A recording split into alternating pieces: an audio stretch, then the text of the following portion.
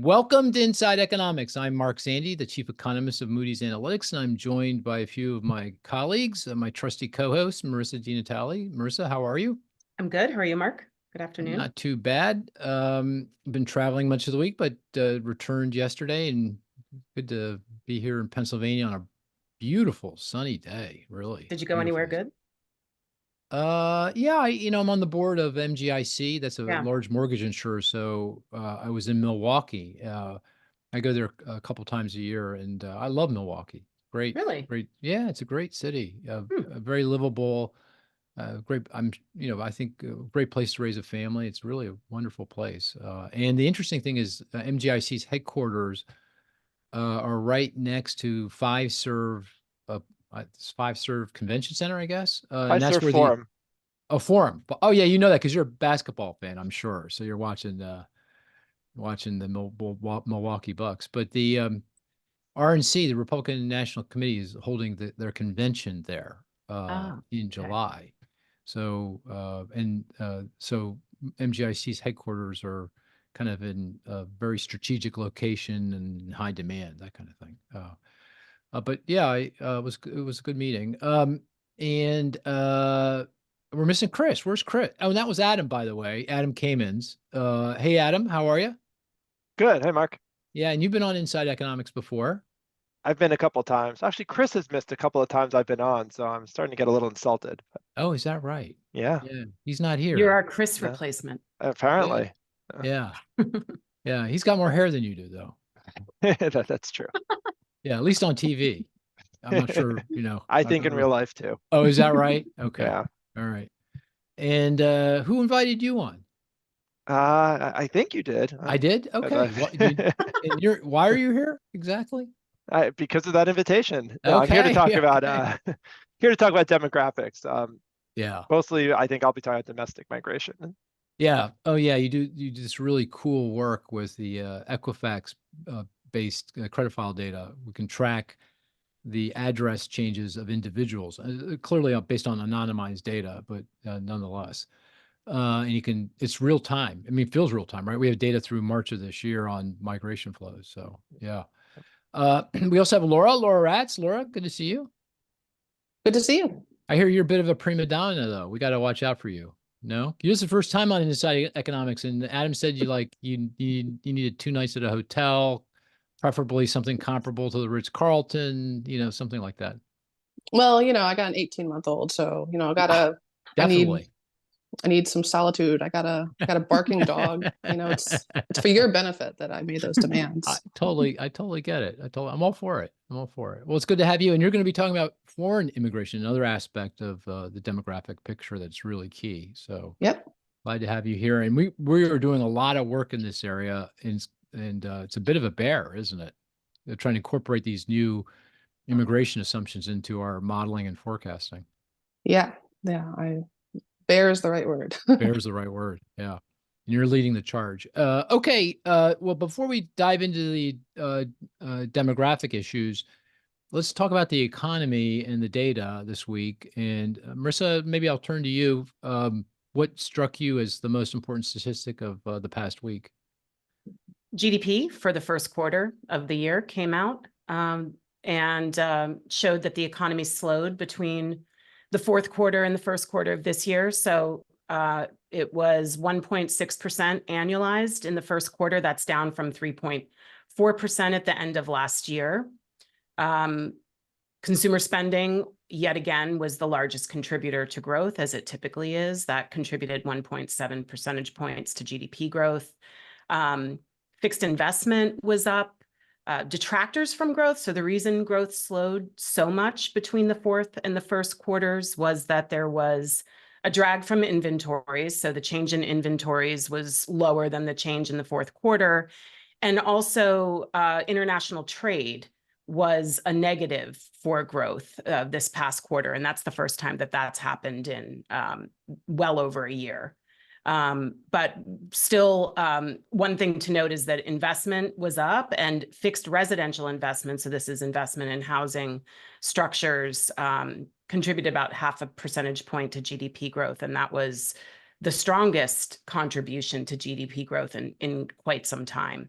The government contribution to GDP growth slowed quite a bit. So that contributed less than it has. That's been a strong contributor in the last 6 to 9 months to GDP growth, government spending. It was a much smaller contribution this quarter. So this reading was a bit below what we were expecting. It was below consensus forecasts, but I mean, still, if you look at the trajectory of GDP over the past year or so, we were growing well above potential for the past 6 months, the last half of 2023. This kind of brings GDP growth back down to something a bit closer to potential.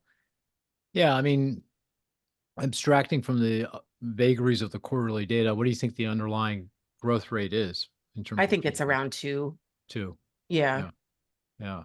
Give or take. So, and 2 is, as you say, the economy's potential rate of growth, that rate of growth that is consistent with enough job creation to keep unemployment stable. And of course, unemployment's been stable now for 2 years at sub 4%.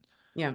So this doesn't change your view of that. This report we got doesn't change your view of that at all. No, we were expecting a slowdown. It slowed a bit more than we were expecting, but I don't think it changes our outlook or our assessment of where the economy's heading for the next year.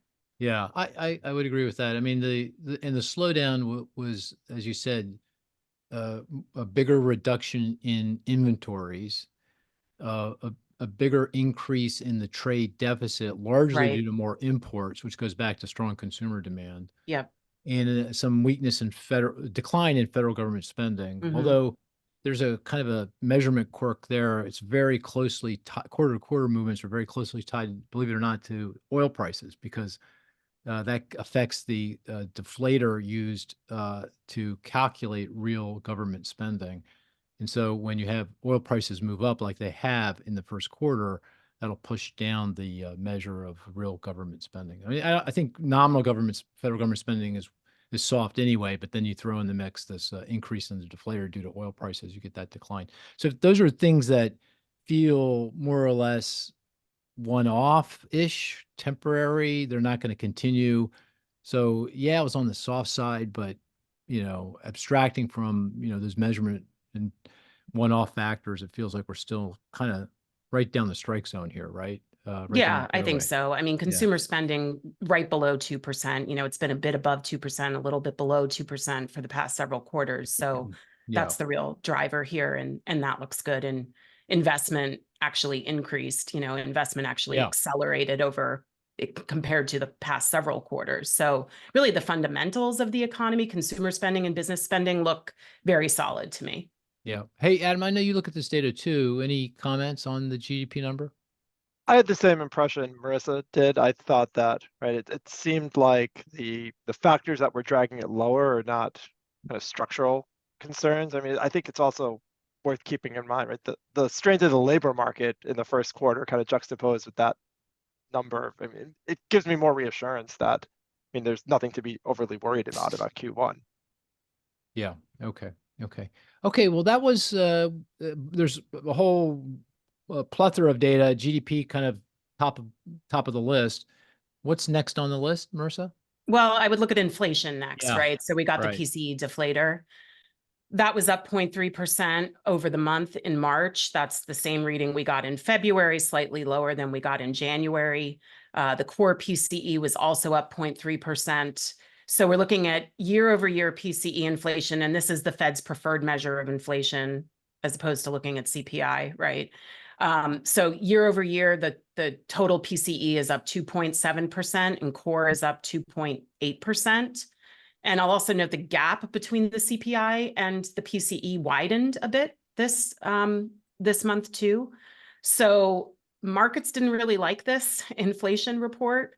We saw mortgage rates rise, we saw bond yields rise on this report. So, but it didn't accelerate, which is good news. And I want to point out housing, right? This is what we've been laser focused on as being the major source of inflation. So house prices, housing costs in the PCE stayed the same over the month. Housing and utilities prices rose 0.5% over the month, which is the same as they rose in February. So no acceleration there. So here again, it'd be nice to get an inflation report that shows a clear deceleration in inflation. We didn't get that. We got steady. I guess it's better than the alternative of an acceleration in inflation. Yeah. Well, so when we got the GDP number, that was on Thursday. Today's Friday. So on the Thursday, April 25th, we got an estimate of the consumer expenditure deflator, the core piece, so-called core consumer expenditure deflator, core PCE, ex food and energy, which is what the Federal Reserve targets. That's when you talk about the 2% inflation target, that's the measure that's being used. And it came in strong. I think it grew 3.7% annualized, and the markets really didn't like that. We had a bad day.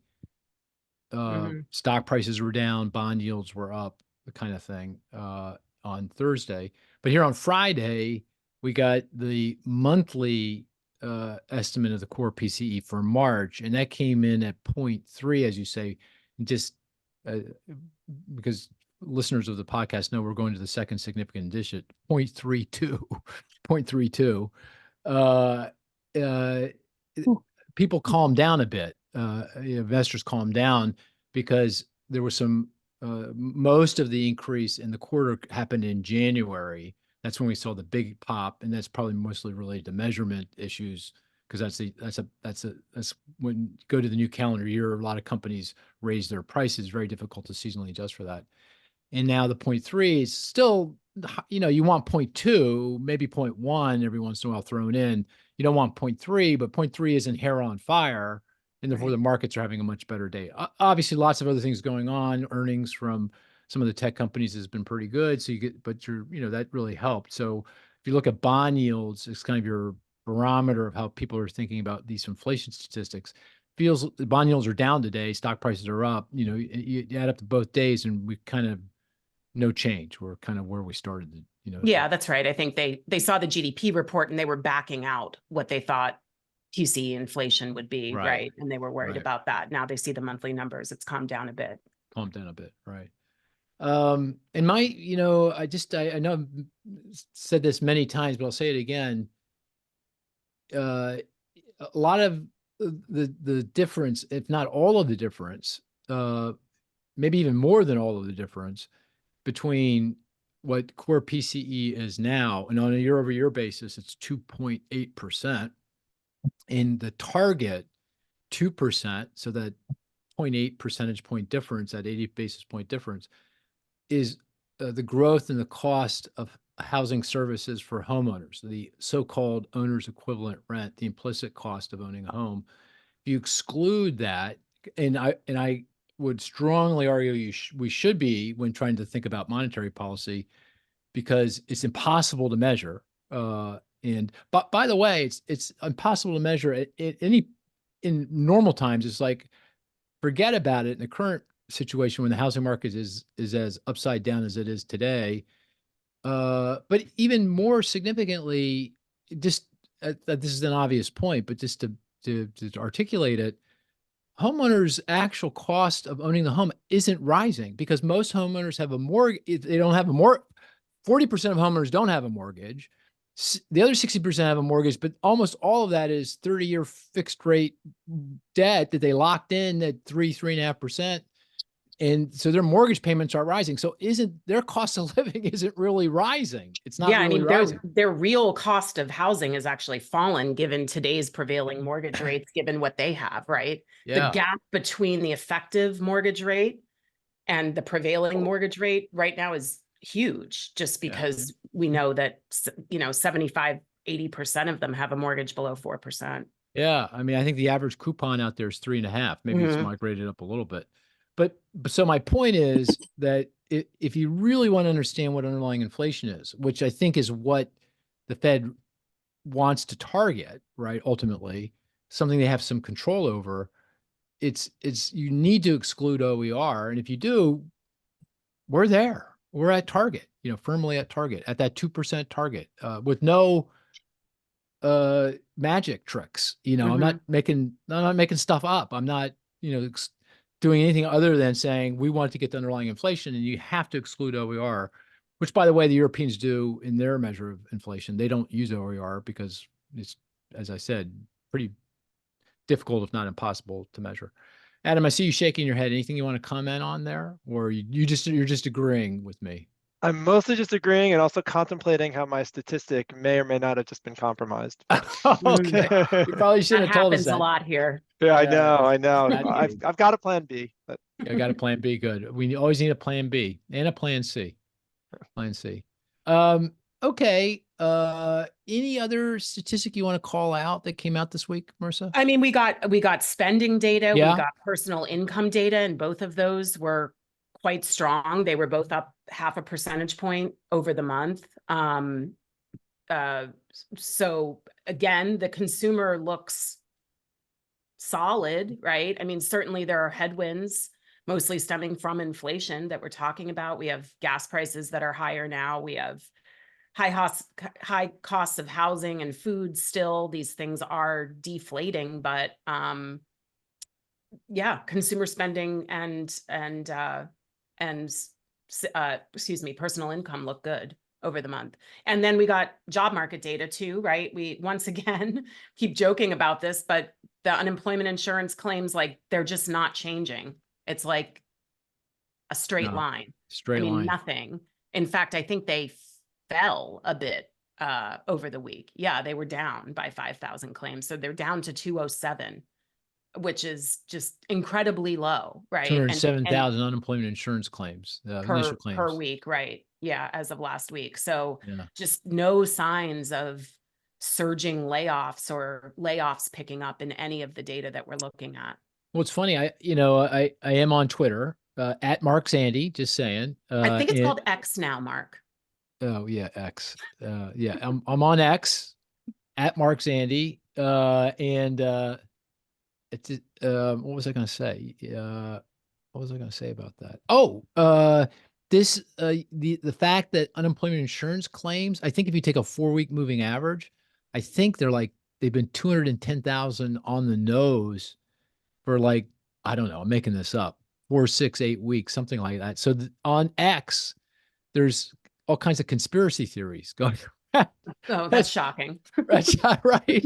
BLS is making this up. How can it be so close? And I'm thinking to myself, well, if they really were going to make this up, wouldn't they create a little bit of variation, in the numbers? So it's a really bad conspiracy if they're just picking 210,000 and just writing that in. But I thought that was pretty funny. But that goes to the remarkable, probably unprecedented. We should take a look. Unprecedented stability in that number. I've never seen anything like it. Just rock solid. 200. Yeah, I'm looking at a chart of it, and basically since September of last year, it's kind of just, little movements, right? But it hasn't gone anywhere since summer of last year. Yeah, I mean, it's just amazing. And at the end of the day, as long as businesses are not laying off workers, the economy is going to continue to push forward. I think a necessary condition for recession is layoffs, and that's just not happening. Absolutely. Just not happening. Hey, talking about conspiracy theories, did you see that Wall Street Journal article about folks in the Trump, former President Trump's camp thinking about ways to capture the Fed? In fact, I think one of the ideas that was being discussed or has been discussed, and again, this is coming from the Wall Street Journal, is that the president should have the ability to review any interest rate changes before they actually occur. Did you guys see that report? Yes. Yeah. Yeah. Did I get that right? Did I summarize A bit disturbing. it? Just to make sure, did I get it right? The way I characterized? Yeah. I mean, essentially, there's a group of Trump advisors that have put together a 10-page outline for how they would rejigger the Fed, which basically would put the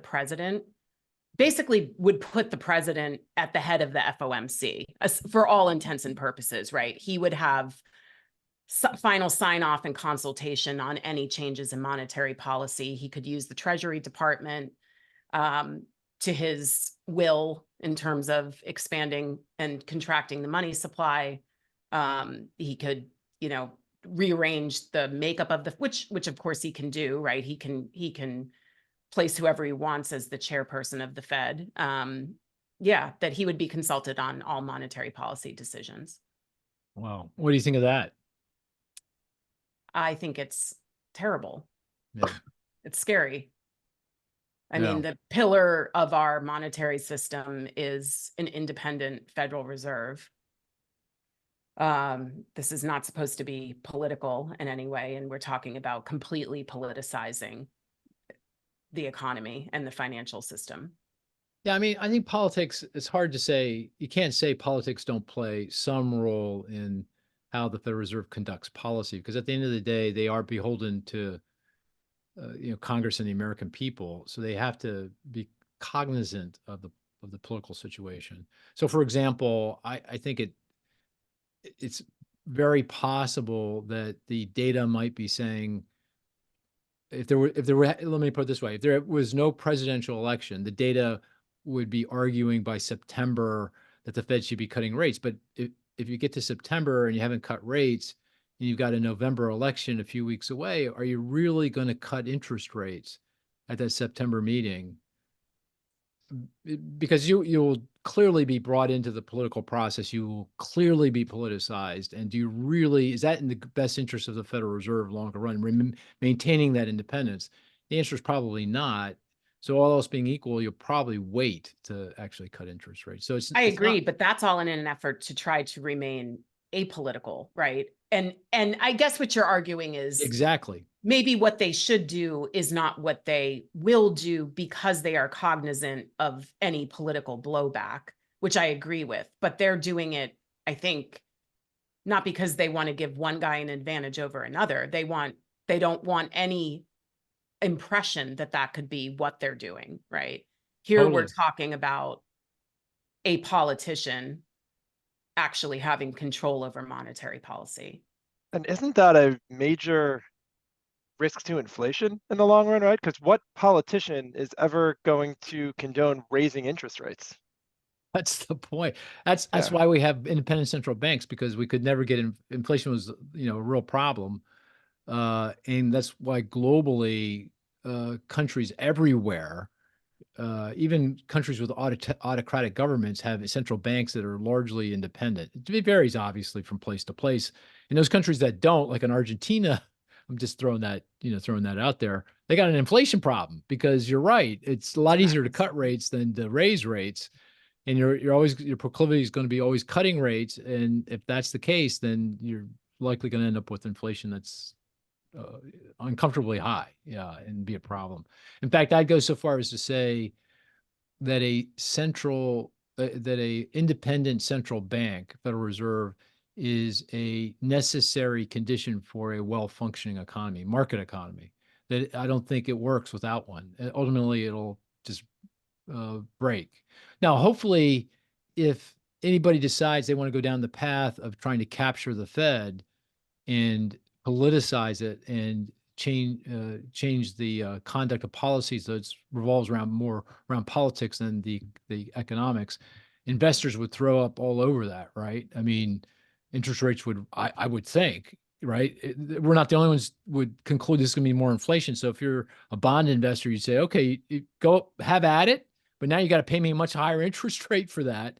And then, of course, an equity investor is going to say, oh, interest rates are a lot higher, so price earnings multiples in the market are lower, so stock prices are going to go down. So it just feels like the result is going to be a lot more days with a lot of red on the screen. Yeah, I mean, I can't imagine the chaos in financial markets something like this would cause.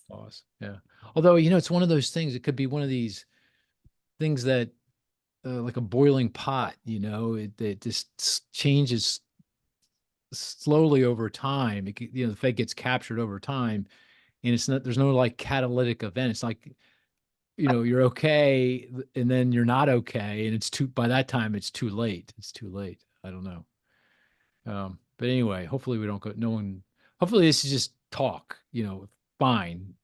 Talk all you want, but hopefully that's what this is. Okay. Anything else on the economic front you want to bring up, Marisa? So we talked about spending, GDP. House prices, we got the Moody's Analytics House Price Index. That was up almost 6% over the month in March, year over year. Amazing. Very strong. Down a bit from where it was in February, 6.1 in February. But yeah, we're still looking at 6% year over year house price increases nationally, with most markets rising. A few notable ones posting declines, but yeah, there's not a lot of inventory out there. It's a tale as old as time at this point, as we talked about. Nobody's moving. It's keeping a floor under house prices. You know what I found interesting, and maybe Adam, you saw this too in the data. This is our repeat sales index. So we That's get right. all the transactions in the country every month. We know from courthouse records, we know the price, and then we take a look at that price on a home and look at what the price was the last time that home transacted. And then we add that all up and create an index by market. And the interesting thing that I found very interesting is the strongest price gains, guess where they are? They're in the Northeast and Midwest, which is pretty atypical. Philadelphia is one of the top. Philly's markets. doing really Yeah. well. New And New York York, City. Philly. I saw the Shore, Ocean County, New Jersey, which is where we go to the beach on July 4th. I think, like I saw, and this may be just a data issue, 20% year over year growth. Can you believe that? Yeah. I'd be careful with Ocean County, New Jersey. Oh, We have you all might? there's all Okay. kinds of quirks with at least the employment data for there. Okay. But I believe the rest of what you're saying for the Northeast. Yeah. I mean, we've seen a lot of this out migration from the Northeast, from big cities, that has slowed really dramatically. I've actually got an interesting stat on Philly. Yeah. If we get the Equifax data, which we'll talk about more. So Let's talk about it but now, because this is a great you wanna talk segue about into it this now? part of the Okay. conversation. Yeah, the demographic conversation. Yeah, go ahead.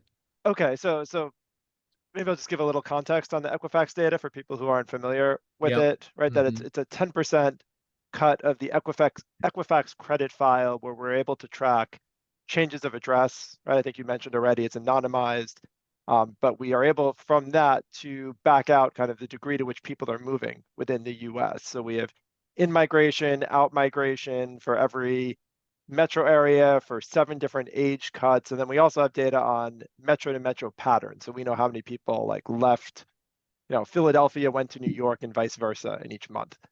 So what I was going to say about it actually is the vast majority of metro areas in the US, right? Just overall movement has declined pretty sharply over the last couple of years, right? And especially in 2023, just given the effect of high interest rates and The lock-in. the lock-in that Marisa effect. was talking about. Right. Exactly. There's one of the top 75 metro area divisions, the 75 largest. There's only one where actually the number of people moving in kind of grows. So not a net number, just volume of people moving in has risen from 2022 to 2023. It's not Philly, is it? It's Philly. That is. When you say Philly, so what are the counties you're in? Philadelphia County and Delaware County. Oh, okay. Philadelphia Metro Division. Metro Division. Okay. Yeah. More, wait a second. So this is in migration. So in migration, just in migration. The other 74, even places where, people have been moving in rapidly, right? You have fewer people moving in and fewer people moving out. And so they might be looking good on net, but only Philly actually had more people move in 2023 than move in 2022. And where are they coming from? A lot of them are just coming actually from the suburbs. So a lot of them coming from like the mainline suburbs, maybe moving back in. I have a feeling you might have some younger people who are, maybe were living at home for a little while, and my sister, this economy. My sister, she's now living in Fiddler's Square? Fiddler Square. Yeah. Mm-hmm. So that's some of it. I mean, we are seeing some movement still from New York, some other expensive areas where people have been moving in for a while into Philly. So I think it's kind of that combination. I think you have some people coming back in from suburbs, some people from the New York, New Jersey area, but it's affordable, right? I mean, it's affordable. That's the big difference. Nothing's affordable, but it's relatively affordable compared to New York and DC. Exactly. I think that's the big difference, right? These big cities are faring a lot better over the past year or so than they were in obviously 2020, but even compared to 2021, 2022, but they're still expensive. So it's still hard to draw people to move in large numbers. But Philly, to your point, is affordable enough that I think you do have some people coming in from some of the more expensive big cities in the Northeast. You're even seeing a little bit of migration from some other markets within the US to Philly. So it's pretty encouraging story for our hometown. Well, what about net though? I mean, because that's you Net- say in, then you Yeah. have out, and the difference is that is net in Yeah. migration. So what's net in migration like?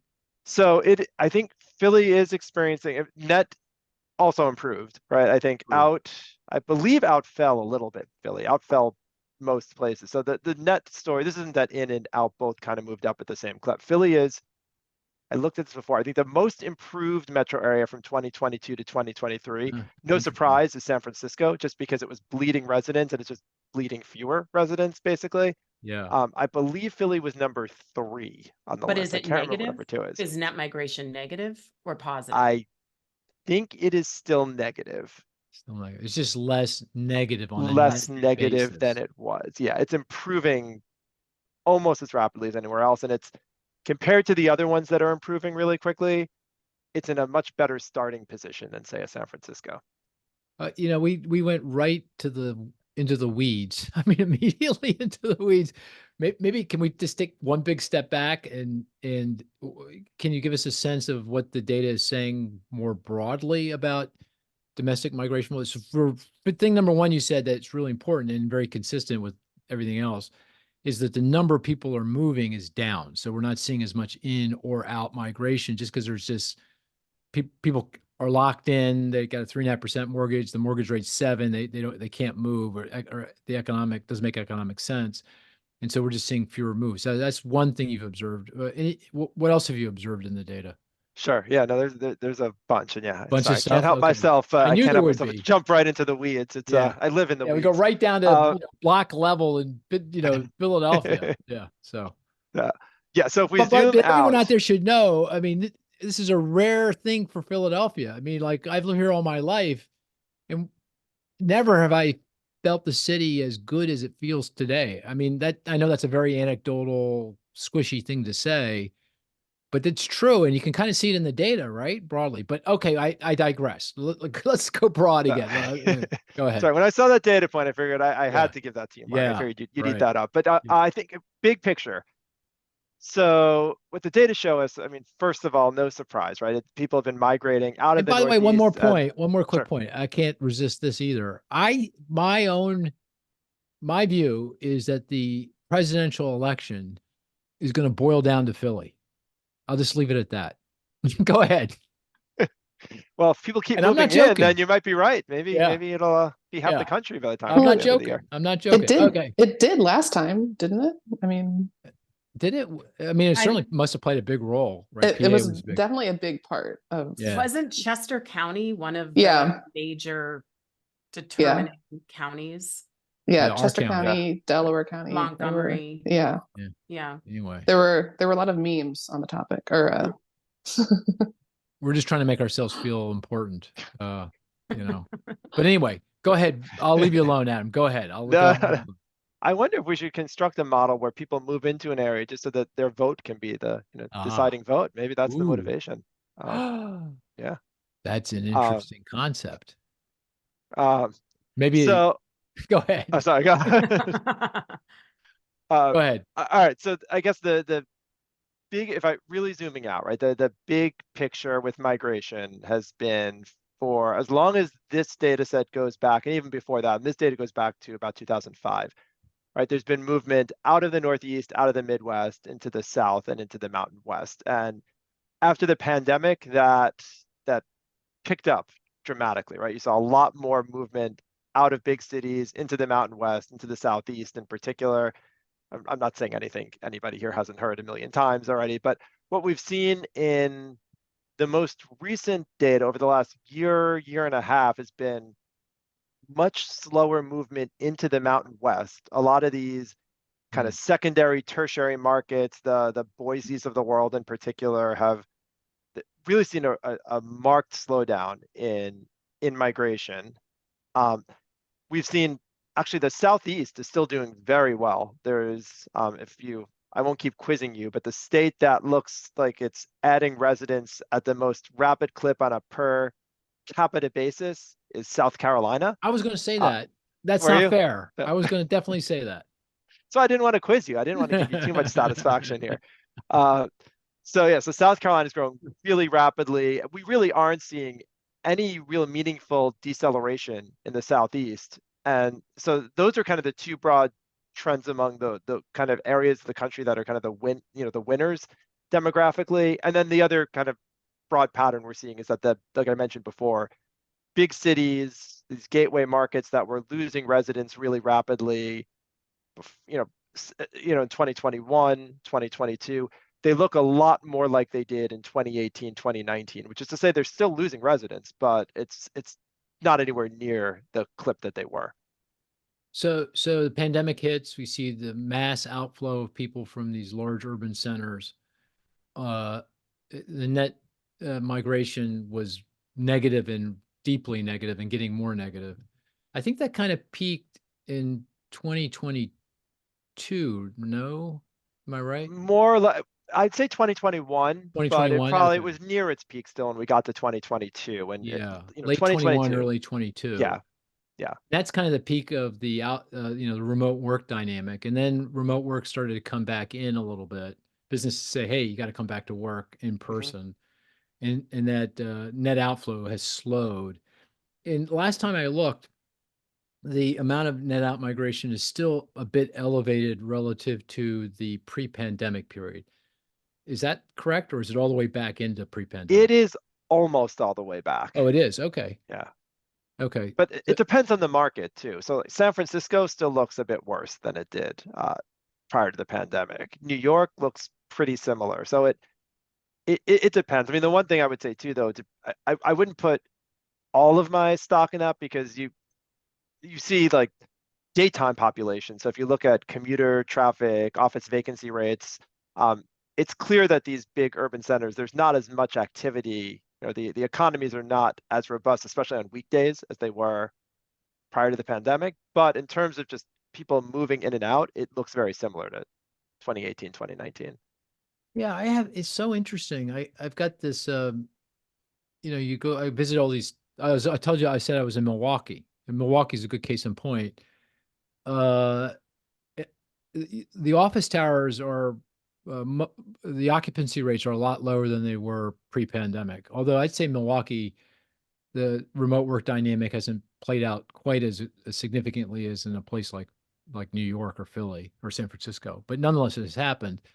So you have fewer people coming into the office every day, yet you've got these large apartment towers going up everywhere for people. It feels like how do you square that? I mean, So they're moving into a city, but they're working remotely from their home in the city. They're not going into. Is that what's going on? I mean, it sounds kind of, I don't know, sounds like what you're saying. I would think, I mean, we've seen in a lot of the data, right, the people that are moving back into cities generally that was actually one of the other trends that we're seeing consistently in this Equifax data, is it's the young adults, right? The 18 to 34-year-old cohort is generally pretty pumped about city living again. And so a lot of them are I think Marisa, I think you're right. They're moving into, these urban apartments, and they're moving there not to be close to where they work, but because they're attracted to the way of life, and they want the amenities, they want the nightlife, they want all that. I mean, they're kind of agnostic about where they live relative to their office location, because a lot of them are working remote jobs anyway. I mean, that struck me at our all hands day. A couple weeks ago, we were all together in the suburbs of Philly. How many of our younger colleagues were telling me that they all recently moved into the city? They all live in Philadelphia. And a lot of them live near each other, and they're there not because their job is there, but because they want to be in a city. Yeah. An interesting conversation a couple weeks ago about this were offices that are located in cities that I was talking to a group, and a few of them work in offices located in cities, I think particularly in DC. And they were saying the people that go into the office regularly are the young people, because it's, you know, it's near them. And then I was saying, well, my experience, right? I think our experience Yeah. with kind of a more suburban office is that generally it's been some of the more experienced people that, right, the younger people, at least that I have Yeah. worked with and on my team, they don't want to go anywhere near the office if they don't have No. to. So I think I think all of that, right? It's sort of the people, the office occupancy and kind of who's going in is just a function of where it's located. And I think basically, if you want young people around, you kind of need to follow them into cities. So this whole idea that remote work and the hollowing out of these office towers was going to be the death knell of these urban cores, maybe not. It's just a reshuffling. It's an adjustment process, obviously, but it's a kind of a reshuffling that, and the city's going to end up being just more residential. This is a place to live as opposed to a place to work. Yeah. That's exactly right. I think that and a place to travel for, you know, I think tourism is still very popular in a lot of these cities, but yeah, it's a place people go to have fun as opposed Yeah. to go to work. And yeah, I mean, like Philadelphia, you've got the professional sports, you've got universities having basketball tournaments, you've got all kinds of performing arts all the time. Yeah, it's interesting. That's very interesting. Okay. So Can I ask a question about the other part of what Adam said about people moving to the South and the South Carolina sure. Yeah. anecdote? So Adam, who's doing that? Is this sort of the baby boom retiree migration to the South that's going on, or is this also younger people? I think it's a little of both. I think though, in the case of South Carolina, I think there is an outsized share that is the retirees moving there. So like Myrtle Beach, Hilton Head, those are really Yeah. popular destinations. And I think a lot of that is being driven by retirees. But there is, I think Greenville was another one in another metro area in South Carolina that's been very popular with movers. And I think that's more balanced, right? I think there are young workers that are following jobs there. So it's a mix, but I think the South Carolina example in particular, I think it does skew more towards seniors and retirees. I think you're seeing other areas like, you know, whether it's Nashville or Raleigh-Durham or Jacksonville, where it's more young people that are migrating to those areas. Okay. Any other trends in the data you want to call out, Adam, before we move to the stats game and we start talking about foreign immigration with Laura? I think those are the key ones. I'm Key sure we'll ones. circle back to some, but those are probably the biggest observations I've seen so far. Okay. Okay. Very good. Well, let's play the stats game. The game is we each put forward a statistic. The rest of the group tries to figure that out through clues and questions, deductive reasoning. The best stat is one that's not so easy, we get it immediately. Not one that's not so hard, we never get it. And if it's apropos to the topic at hand, demographics or recent economic data, all the better. And we always begin with Marisa. Marisa, you're up. Okay. 3.6% year over year. In the GDP numbers? No, In the inflation numbers? no. But it's inflation related. Is it wage growth? No, Is it housing related? yes. Is it house price related? Mm, No. Rent related? yes. Rent? Yeah. Is it? Yeah. Ah, I'm going to tell very you what good. it is, because I kind of went a little bit off the grid for this. Okay. Because this is data from Zillow. By the way, that was very good, Adam. I did all the work and then you got the answer. Hey, it's a role reversal, right? Isn't that usually it's always to go the other way? It only matters who buzzes in at the end with the correct I answer. know. I agree. So waiting rent to pounce. growth is 3.6% year over year. Okay, explain. So this is Zillow's, this is data Okay. from Zillow, right? So Right. we're having this conversation about rent price growth and OER showing up in the official inflation statistics put out by the government. We know there's a lag between when real-time rents get signed and when that shows up. So Zillow has a data point that they put out every month. It's a repeat purchase rent index. It includes all kinds of rents. So it includes people renting single family homes, people renting multifamily, apartments. So the latest reading that came out in April showed that rent prices were up, rents were up 3.6% over the year. If we go back a year ago, so if we look at the data that came out in April of 2023, rents were growing 5.8% over the year. So this has come way in. But what's kind of interesting is that if you look over the past few months, rents have sort of started to accelerate a little bit. So the bottom of this Zillow repeat rent index was showing rents growing at 3.3% toward the end of last year. And we're now up to 3.6%, which suggests there could be a little bit of, rent acceleration in some markets. But the broader point I want to make is that this is way, way down. Whether you look at it from a year ago or you go back several years, if you go back to 2022, we were looking at rent growth of 16% year over year on the same month. So 16% in 2022, almost 6% last year, and now we're looking at a little bit over 3.5% now. Yeah, I don't like the Zillow data on rent. Okay. I think Why? that's the listed rent. It's not the actual Transacted rent. It's not the actual effective rent. Mm. Yeah, and if you go look at, I think I have that right. Someone should just check to make sure. I think if you look at like apartmentlist.com, which I find much preferable because that goes to the effective rent that people are paying, the actual rent that they're paying. And you look at that data, the most recent data, and again, this is from my mind's eye, so I don't know if I have exactly right, but it is definitely not up at all. If anything, it's down, still down, not a lot. It's not. You mean it's a negative number? It's a negative number. I It's see. a negative number.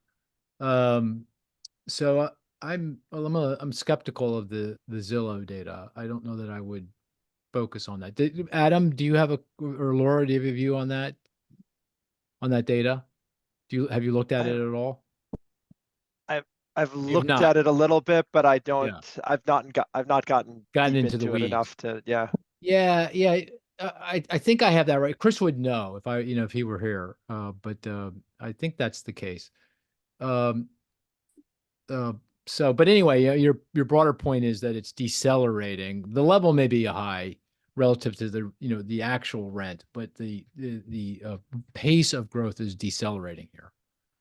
That's right. And if you look at, if you go to the pre-pandemic, right? So if we looked at like March of 2019 compared to here, rents are, I was looking at that compared to the CPI, rents are up almost like by a third, according to the Zillow data. If you look at the CPI data for rent of shelter over that time period, they're up like 27%.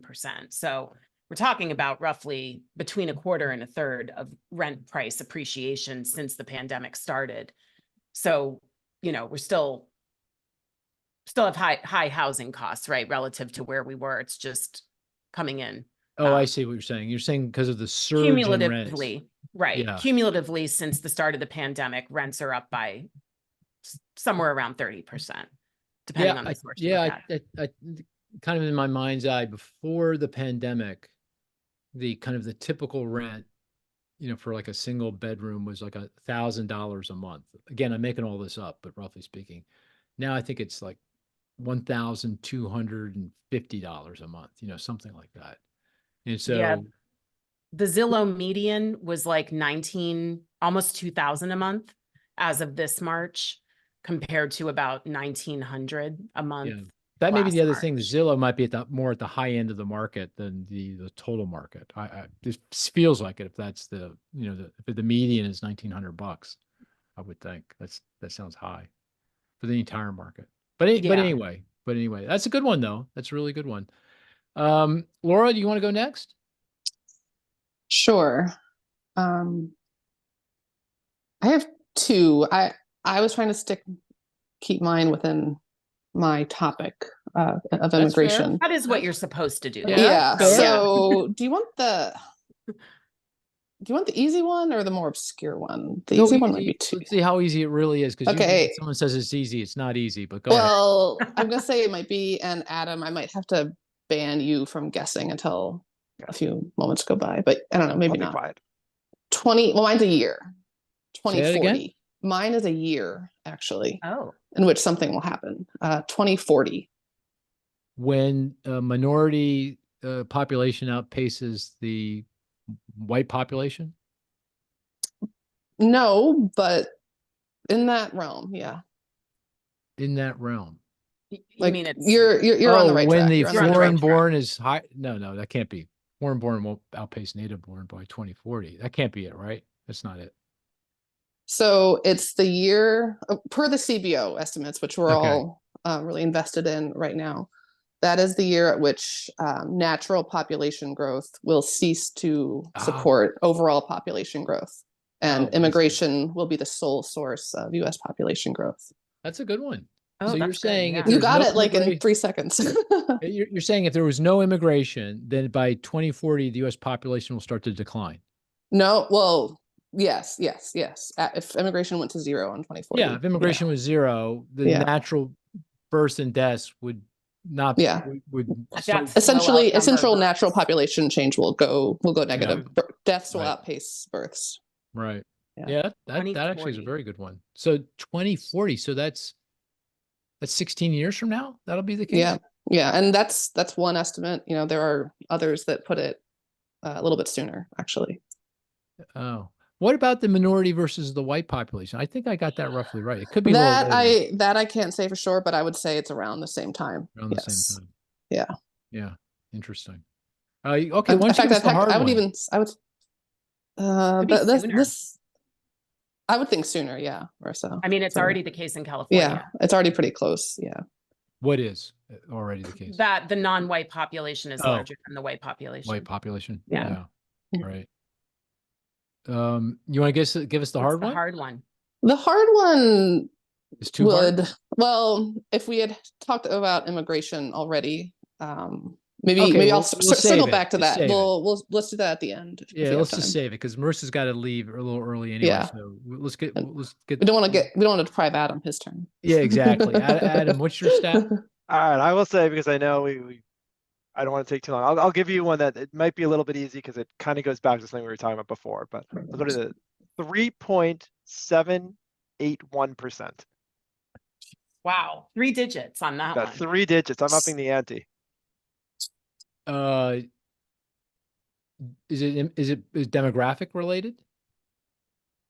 No, well, it will come back to a point about demographics, but this Is is it not about specifically a OER? demographic.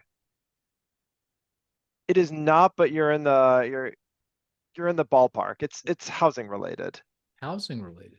3.781%. Is it year-over-year Is this a growth growth rate? rate? It's not a growth rate. It's a Oh. proportion of something. It's a rate of something. It's a rate. Is that that's not the share of the population that moves in a given year, is it? Oh, no, that's demographic. No, that was a statistic I Yeah. wanted to go to, but it was hard to find. Well, I'll get into That's that in hard a to minute. find, yeah. Yeah. Housing related. Is the 3 decimal points? Is that telling? Like, should that? Yeah, is that just a head It's fake? just how it's reported. Okay, so that is how. And I will tell you, it's from, I believe it's from the bowels of the GDP report. Oh, so it's something to do with is that Is it a the mortgage deflator? rate, the effective mortgage rate? Yeah, it's the Oh. effective mortgage rate. The effective mortgage rate. Oh. Yeah, For Yeah, which is outstanding mortgages. for outstanding mortgages, which is actually down slightly from really? Q4. It's almost flat, but Huh. so I was surprised that it was down. I'm not sure if that's just sort of a statistical anomaly. It's only Right. about, 1/100th of a point that it's lower. But Yeah. I mentioned that only to just sort of reemphasize a point that we've already kind of made here, but right, that gap that Marisa, that you were talking about between the effective rate or the effective rate on Prevailing rate. outstanding debt versus the actual kind of prevailing rate, that rate lock effect has kept people tethered to their homes, and it basically is really evident in a lot of the domestic migration data that we're seeing. And basically the mover rate, it's hard to get 2023 data, although there are some sources out there that are reporting 2023 data on the mover rate. And basically, it's not clear exactly what that number will be, but it's pretty clear it is the lowest mover rate on record, right? And that goes back to the 1940s. So that, and then you combine the rate lock effect with, right, the aging population and sort of the reduced mobility associated with that. Just people aren't moving at the same clip they used to. Yeah. Yeah. You want me to give you my statistic real fast? Yeah. Okay. Two numbers, 62% and 62%? 62% and 66%. And it's actually 65.9%, but I'm rounding to 66. Those sound like home ownership rates. Yeah, but that's not it. But you're right. The home ownership rate is 66%. Yeah, but Consumption's share of GDP. No, it's demographic related. Does that have anything to do with the labor force participation, Mark? It does indeed. Is it foreign-born participation? Which versus one's foreign? native born? Which one's What foreign? were the numbers again? 66% and 62%. 66, I will say, is foreign-born participation, and Exactly. 62 is native. Very good. Excellent. Yeah, that was Job, Laura. fantastic. Yeah, very, very good, Laura. That's and funny. the- That was on my list. I'm wishing I had done that now. That wasn't my hard one, but that was on my list. That's a good one. Well, 66, the participation rate for foreign born is back to pre-pandemic, and it really hasn't changed in 10 years. The native born is 62%, and that is down a bit from pre-pandemic. It was 62.5%, so we were down a little bit. And that goes back to older native born Americans leaving the workforce and not coming back. But that's another reason why foreign immigration tends to support economic growth, right? Because it's not only about people it lifts labor force more because it's the people and the fact that a higher share of them go into the workforce, looking for work or working. But that's a good segue into the last topic that we'd like to discuss, and that's foreign immigration. And maybe, Laura, you can give us a sense of the motivation why we're focused on this. I mean, it's obvious Sure. in some respects, but in other respects, not so much. So maybe you can talk a little bit about that. Yeah. I mean, I think you've teased this topic a little bit before in your previous speaking events, but basically earlier this year, the CBO released new estimates on their demographic projections, and among other things, this included different immigration numbers. When I say different, I mean different than the Census Bureau, which has long been kind of the definitive source for all things demographics. And basically, going back a couple of years, the CBO is saying that immigration numbers into the U.S. have just been way, way higher than originally believed. Just for point of reference, in 2023, the Census Bureau has it at about 1.1 million immigrants came into the country. The CBO, the Congressional Budget Office, has it at about 3.3 million, so quite a bit higher. What's really interesting about this is that it helps to explain a lot of employment data that we've been seeing. And if you go back, the past couple of years, this discrepancy started, back in like 2021, where the CBO is estimating much higher immigration than the Census Bureau. And that's roughly around the same time that employment data started to just roll in quite a bit higher than we were expecting. And, economists were scratching their heads, and now we kind of have a better understanding of why, that there was just so many more people in the labor force to help the economy add these jobs. Right. So CBO, the Congressional Budget Office, the nonpartisan government agency that does the budgeting for the U.S., they have to do an economic forecast because that goes to how much revenue is going to be tax revenue is going to be generated, what kind of government spending is going to take place to do the budget, to do a forecast of the budget. And of course, the economic outlook is very closely tied back to demographic assumptions in the long run, over a 10-year horizon. And they actually go out 30 years for some of their forecasting. And foreign immigration is a big part of that. And so that's why they've been focused on this, and they have gone back, taken a look at data coming from the border and the data showing how many people are being stopped at the border by Border Patrol, because that's tracked on a monthly basis. And they've used that to construct estimates of how many folks are coming across the border. And they estimated total immigration, both legal and undocumented, at 3.3 million in 2023. And if you go back pre-pandemic, in the years leading up to the pandemic, typically it was closer to 1 million. 250K undocumented, the rest legal, visas and everything else. And so that you're saying is having a big impact on the labor force and therefore on economic growth. Yes, exactly. Yeah. Okay. So if you look at the CBO forecast, so they have to do a forecast, right? Mhm. They have this strong immigration continuing in 2024.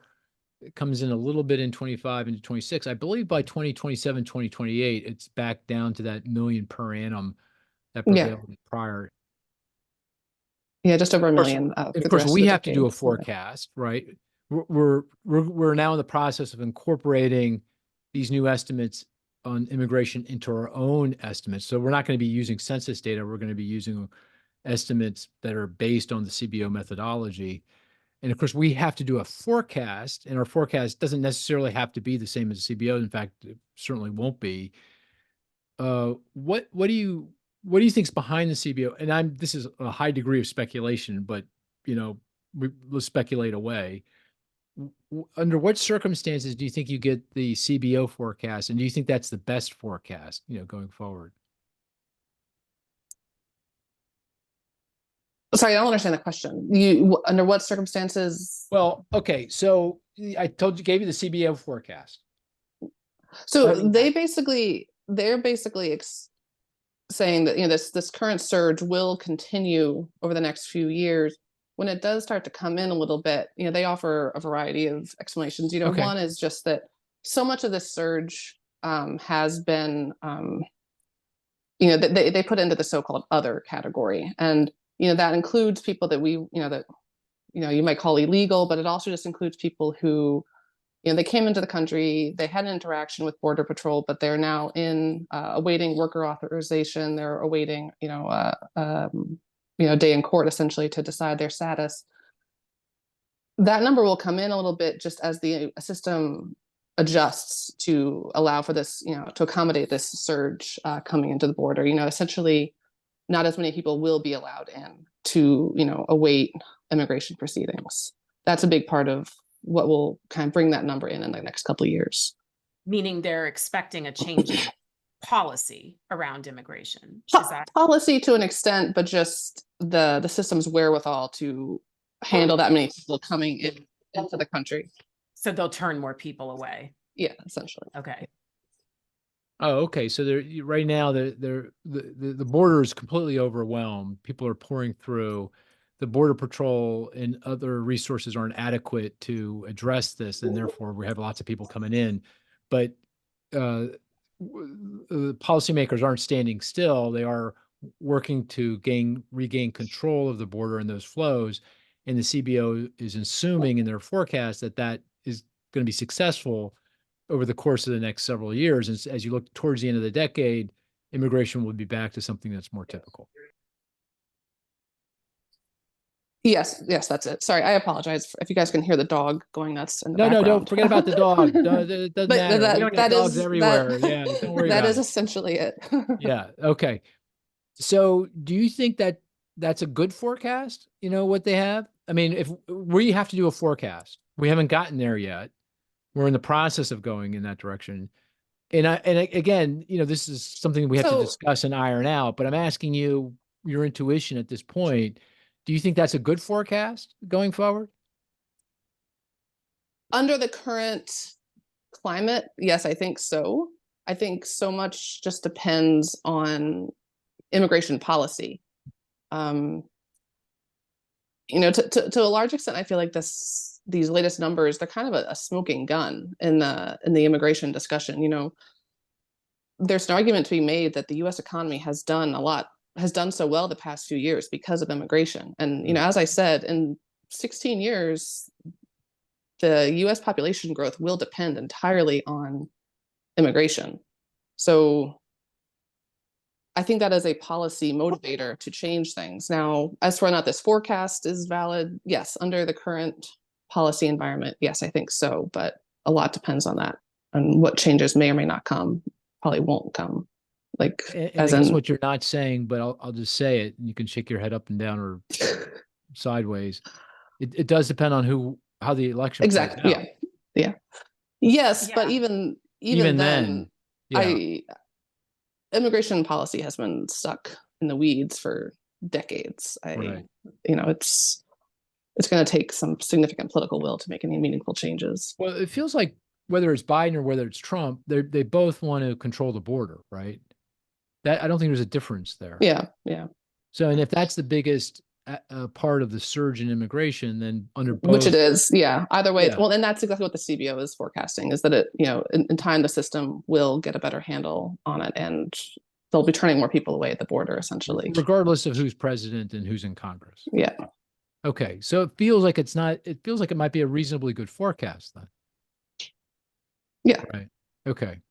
And then I guess what will be driven by the election results, perhaps, is what happens with the number of visas. How many people can come into the country legally. That may vary under both whether you get a Biden or a Trump. And the other thing that may vary is policies with regard to the illegal or undocumented immigrants that are already in the country, right? Because I think former President Trump has been talking about deportation. Now, I don't know. Yes. Yeah. And how right. And how quickly these cases are processed through. I mean, right now there's a pretty significant backlog.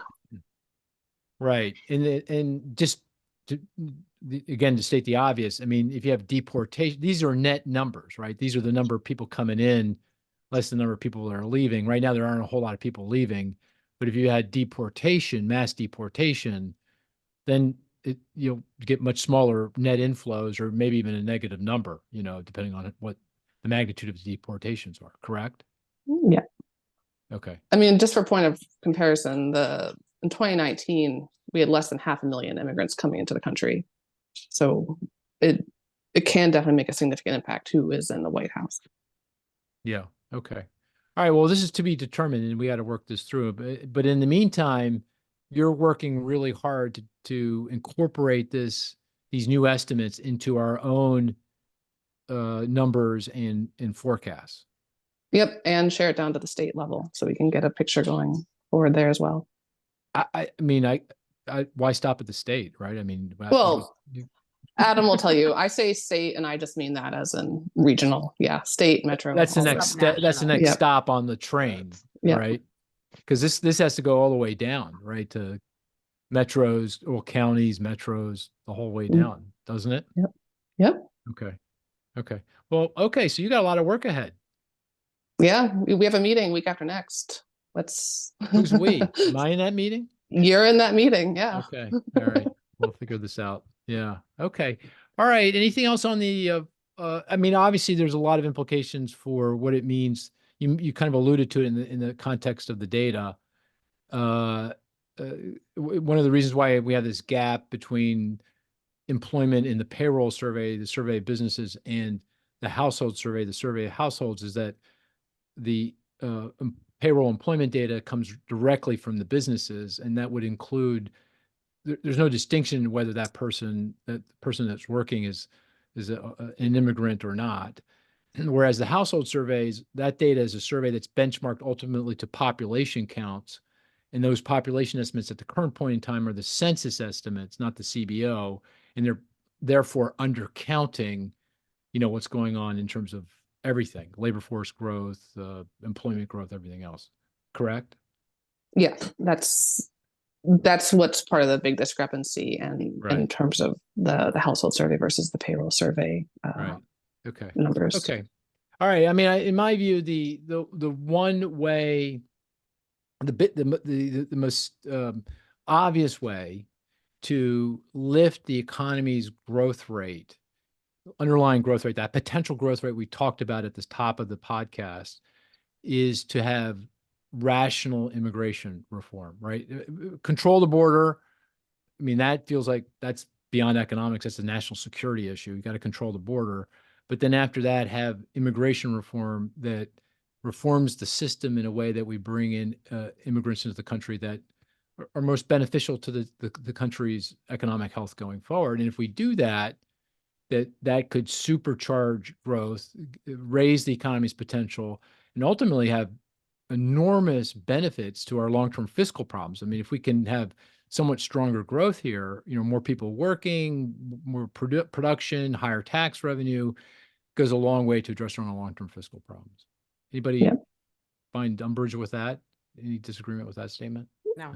And I would say at the state level, that's very stark. Certain states will benefit quite a bit more than others. And I'm talking about big states too, New York, California. And that'll have a significant regional bucket. Exactly. Right. Yeah.